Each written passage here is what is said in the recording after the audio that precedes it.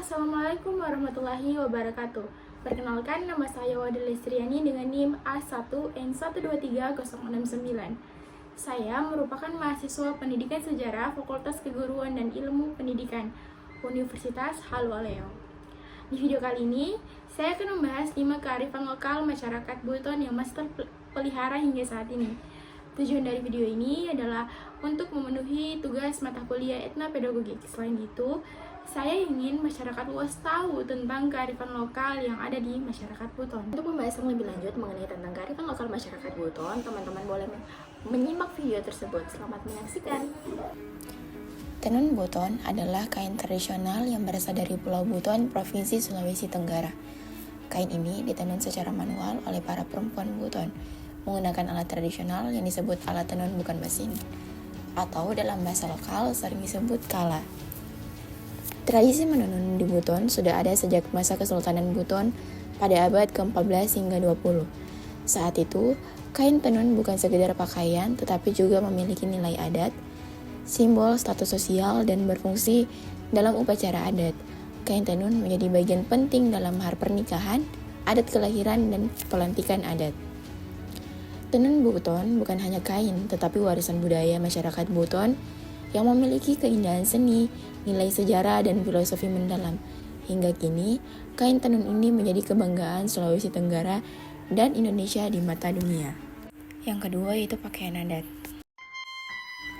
Keragaman bentuk dan ragam pakaian adat Buton tak bisa dilepaskan dari keragaman latar belakang sosial budaya masyarakat Buton, khususnya para pendiri awal kerajaan Buton yang juga mencerminkan sistem golongan sosial dalam masyarakat Buton.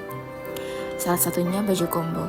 Baju kombo merupakan pakaian besar kaum wanita Buton yang terbuat dari bahan dasar kain satin dengan warna dasar putih yang dihiasi dengan manik-manik, benang emas atau perak, serta berbagai ragam hiasan yang terbuat dari emas, perak maupun kuningan.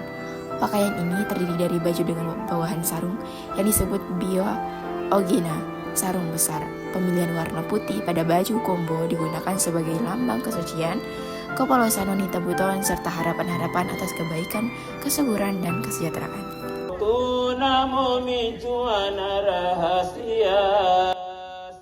Adalah salah satu bentuk karya sastra lisan tradisional masyarakat Buton yang berbentuk puisi atau syair berirama dan penuh makna filosofis. Kabanti berasal dari tradisi Kesultanan Buton di Sulawesi Tenggara dan ditulis menggunakan bahasa Waliyu, yaitu bahasa resmi kerajaan pada masa itu. Kabanti bukan sekedar hiburan lisan, tetapi memiliki fungsi penting sebagai media pendidikan moral, nasihat kehidupan, menyampaikan nilai agama, adat, dan filsafat hidup orang Buton. Setiap bait Kabanti biasanya berisi ungkapan yang halus, penuh perumpamaan, dan disampaikan dengan bahasa yang indah.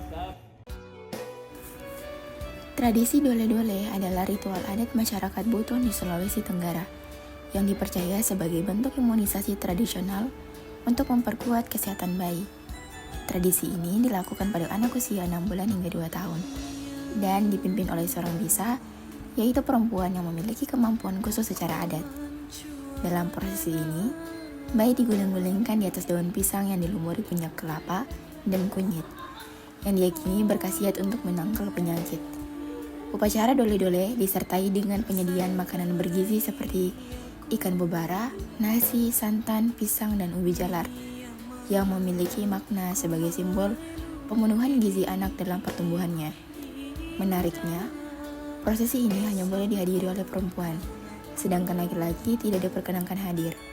Tradisi ini telah ada sejak abad ke-13 dan pertama kali dilakukan oleh si Panjonga kepada putranya Beto Ambari yang sering sakit.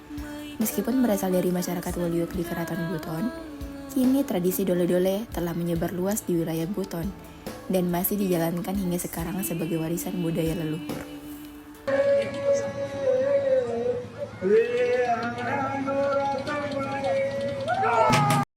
Tari Mangaru adalah tarian tradisional suku Buton di Sulawesi Tenggara yang pada masa lalu berfungsi sebagai tarian perang untuk membangkitkan semangat melawan penjajah.